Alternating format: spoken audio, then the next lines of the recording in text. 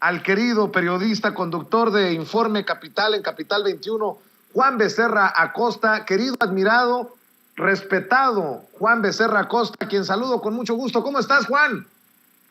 Queridísimo Vicente, pues muy contento como siempre de charlar contigo y de invitar a tu audiencia a esta conversación, que mucho que hablar, ¿no? O sea, yo llevo como todos los días viendo tu transmisión y vaya que nos dan temas de análisis que todos se podrían remitir a final de cuentas a la incongruencia de una oposición carente de proyecto, Vicente. Es increíble lo que dicen, lo que afirman de un lado y de otro, ¿no? Por ejemplo, ¿no? Este caso de los panistas que andan muy enchilados con Adán Augusto López Hernández, el secretario de Gobernación, más allá de la aclaración que se tenga que hacer de si el avión de la Guardia Nacional, que si Bucio, que si Adán Augusto López Hernández, que si los eventos de partido, creo que el mensaje ya sin tapujos y sin ambajes del secretario de Gobernación, es el que más ha dolido para que lancen estos dardos envenenados, querido Juan.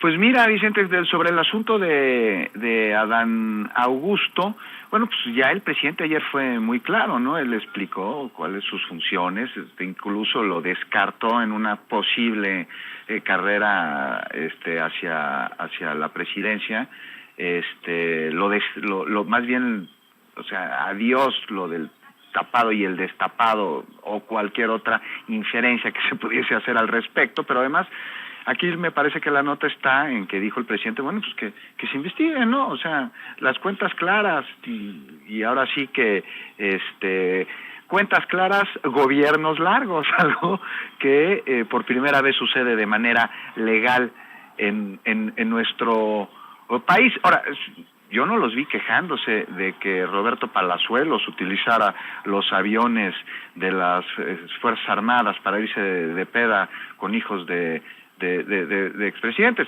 Están muy enojados porque hay un secretario de Gobernación que está llevando a cabo sus funciones, y mientras más cabalmente las desarrolle, pues más se van a enojar esta oposición. Oye, y también te escuché hablar sobre lo que está sucediendo con las elecciones en Oaxaca. Muy incongruente, ¿no te parece la oposición?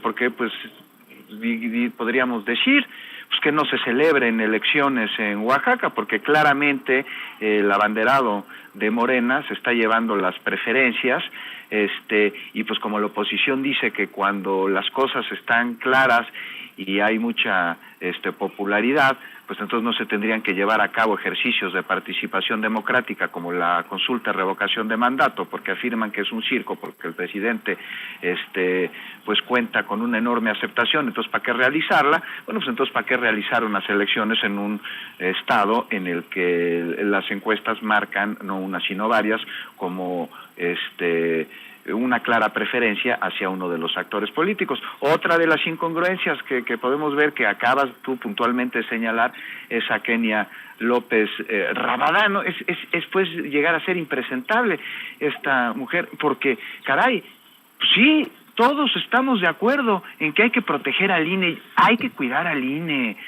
querido Vicente, hay que protegerlo de los entes terribles que lo han secuestrado en su interior y están haciendo de un instituto encargado de la democracia un actor político. Entonces aquí no se trata de atacar al INE, el INE no necesita que lo ataquen desde fuera, desde dentro lo están atacando de manera verdaderamente contundente. Entonces, pues un poquito de claridad, porque como diría López Almejo, son como la chimoltrufia, como dicen una cosa, dicen la otra, caray.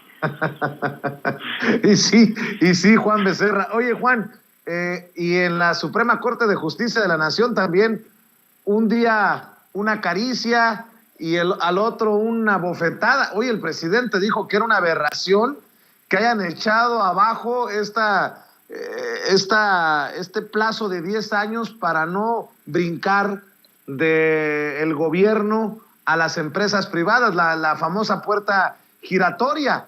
Pero mientras estábamos celebrando que la Suprema Corte de Justicia de la Nación le pusiera un trancazo, políticamente hablando, al Tribunal Electoral del Poder Judicial de la Federación por el decreto que permitiría a los funcionarios difundir la consulta de revocación de mandato, pues se da esto también de la puerta giratoria.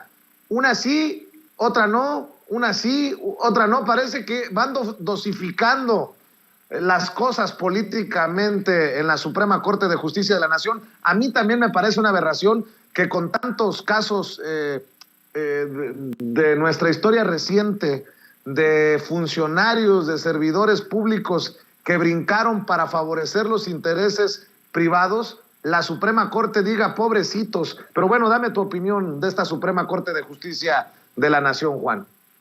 Pues mira, con este asunto de las tristemente célebres puertas giratorias, de las cuales Felipe Calderón es un clarísimo ejemplo, es un retroceso esta determinación, me parece a mí, porque abona al conflicto de interés y a la corrupción.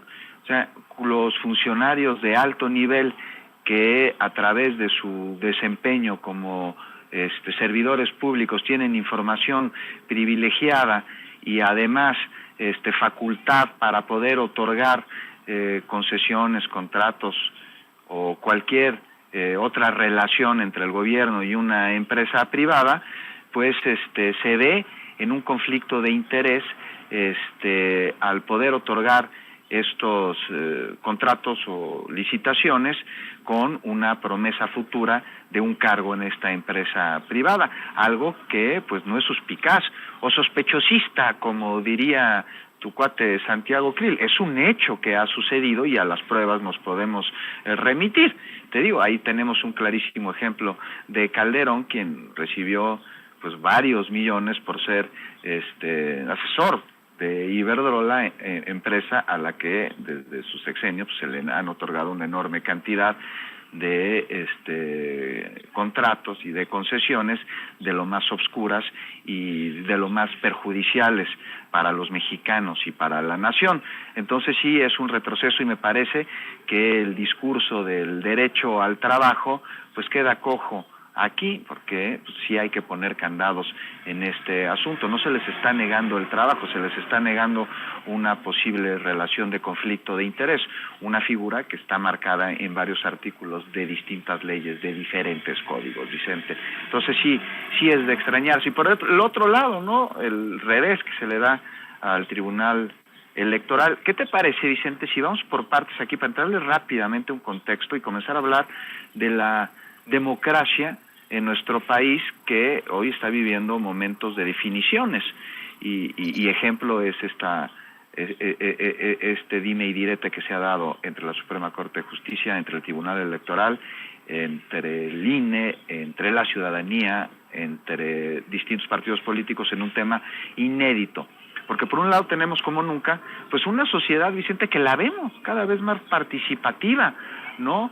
Y por otro lado también vemos a una élite que está apanicada de que el pueblo, nosotros ejerzamos un derecho que es nuestro y que está plasmado en la Constitución, el de decidir libremente, de alterar o de modificar nuestra forma de gobierno. Este no es un artículo nuevo, este artículo está desde el siglo XIX, está antes de la Constitución de 1917, en nuestra Carta Magna, y se ha perpetuado como una de los artículos fundacionales de nuestra nación. O sea, de acuerdo a este artículo y a nuestra Constitución, del pueblo dimana el poder soberano. Y este derecho, pues ¿sabes qué, Vicente? Me parece que no lo hemos ejercido a plenitud debido a que no hemos contado con la herramienta para poder hacerlo, y ahora que ya existe la consulta de revocación de mandato por primera vez, estamos contando con la posibilidad de hacerlo, o sea, de dejar de darle ya a los presidentes un cheque en blanco de 6 años y de demandarle cuando no gobierne con patriotismo, cuando no haga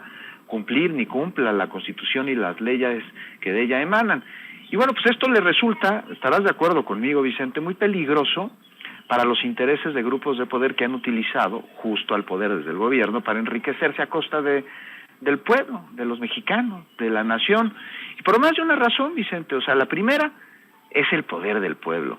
Y pues es un pueblo al que no conocen, no les interesa en lo más mínimo a los derechairos, jamás le han hablado al pueblo, tal vez se han acercado a él en procesos electorales para prometerles la solución a lo que más les preocupa, pero luego, ¿qué pasa? Una vez concluidas las elecciones, pues les dan la espalda, nos la dan, no nos vuelven a ver, no nos vuelven a escuchar. Y un pueblo despierto, pues es algo que los neoliberales para nada quieren. A ver, te hago una pregunta rápida. Imagínate, Vicente, si durante el periodo neoliberal hubiésemos tenido las consultas de revocación de mandato. ¿Tú crees que el neoliberalismo se habría perpetrado durante tantos años como lo hizo? No hubiera terminado Peña para empezar.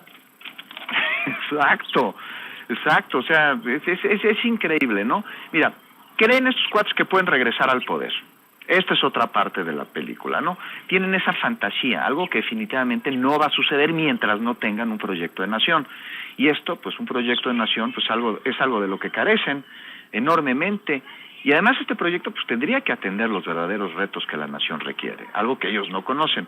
Pero bueno, tienen ahí su fantasía y como se saben ajenos al pueblo, pues tienen pánico de ser sometidos a una consulta a mitad de sexenio, porque evidentemente saben que serían removidos. Porque todos los gobiernos prianistas han tenido crisis de gobernabilidad a mitad de su gestión, algo que no sucede ahora. Y bueno, sobre la situación con el tribunal, ya para entrarle ahora sí al caldito a la materia después de este contexto, pues mucho se ha hablado, mucho se ha dicho, y de entrada, pues mira, aquí me parece que no es un análisis en absoluto de fondo, pero se mantiene la inaplicabilidad emitida por el tribunal que de manera totalmente imparcial hace una interpretación de la veda que atenta contra el mismo sentido para el cual fue creada esta propia veda, porque la veda, Vicente, fue creada primero para generar un periodo a través del cual nosotros los ciudadanos pudiésemos reflexionar nuestra intención de voto y también para blindar un proceso electoral de que con recursos públicos no se hiciese campaña desde el cargo, desde el gobierno, pero de eso a utilizar una interpretación de la veda para evitar que se difunda el ejercicio sin intentar incidir en la intención de voto, sino nada más para invitar a que se participe, pues también es absolutamente inédito. Y caray, el Instituto Nacional Electoral tendría que difundirlo, por supuesto, algo que ha dicho que es atribución suya nada más y que no ha llevado a cabo, y bueno, pues agradecer que desde otras instancias se difunda el ejercicio. Repito, no se incida en la intención de voto, pero ¿qué ha hecho? Pues han intentado evitar que la gente conozca el ejercicio en sí y lo que éste representa. Ahora, me parece, no sé tú qué opinas, que les ha salido un poco el tiro por la culata, porque pues del Río Bravo hasta Quintana Roo, pues tú pregúntale a cualquier mexicano sobre la consulta de revocación de mandato, y se ha hablado tanto de ella, y ha habido una pugna tan grande, que me parece que todos saben que se va a celebrar. ¿Cómo ves tú eso? Pues no sé si todos, pero sí estoy de acuerdo contigo que les ha salido el tiro por la culata porque la gente no está dormida, no está distraída, está cada vez más avispada y cada vez hay más formas de comunicarnos a través de las benditas redes sociales, a través de medios del Estado, a través de medios independientes, porque pues ahora sí que el silencio absoluto, la verdad absoluta, ya no existen, afortunadamente, en nuestro México lindo y querido, Juan. Afortunadamente, Vicente, y bueno, estamos entre un momento muy fregón en nuestro país, una discusión inédita de la cual no tenemos precedentes jurídicos, que ha trascendido, ¿no?, lo legal para moverse a lo político y se ha politizado enormemente. Todo lo que estamos viendo a través del Instituto Nacional Electoral, del Tribunal Electoral, el revés que les da a la Suprema Corte de Justicia de la Nación, es un tema que está trascendiendo lo jurídico, porque te digo, repito, se ha politizado enormemente. Y aquí me parece que lo importante pues es parte de lo que dices, ¿no? Y es que pues se muestra, ¿no?, que más allá de la necesidad de cualquier otra cosa está la necesidad de que se lleve a cabo una reforma político-electoral en nuestro país. Está el escenario ni hecho para ello. Pues se debe proteger, ¿no?, al INE de los troyanos que lo han secuestrado de su función para convertirlo en un contrapeso político, porque pues eso ya parece ser la operación del Instituto Nacional Electoral, un instituto que, insisto, hay que proteger, hay que cuidarlo porque evidentemente está siendo atacado, pero está siendo atacado desde dentro y desde la oposición y desde la derecha para la función para la que fue creado el instituto, porque hoy es todo menos un organismo que proteja, que difunda y que promueva la democracia en nuestro país. Pues parece ser un actor más de oposición, ya no más.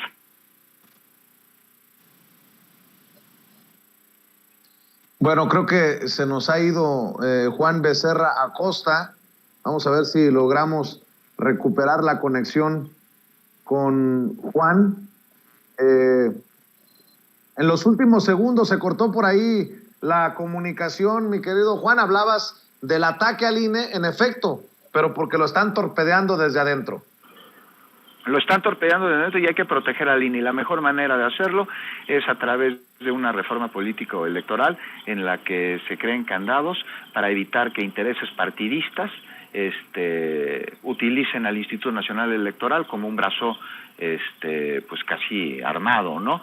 Y ya para acá pues ahí vimos un ejemplo, ¿no? A los payasos, ¿no? A Broso y a Ciro Murayama, pues parece que Ciro pues ya, ¿tú crees que se va a integrar al PRAU?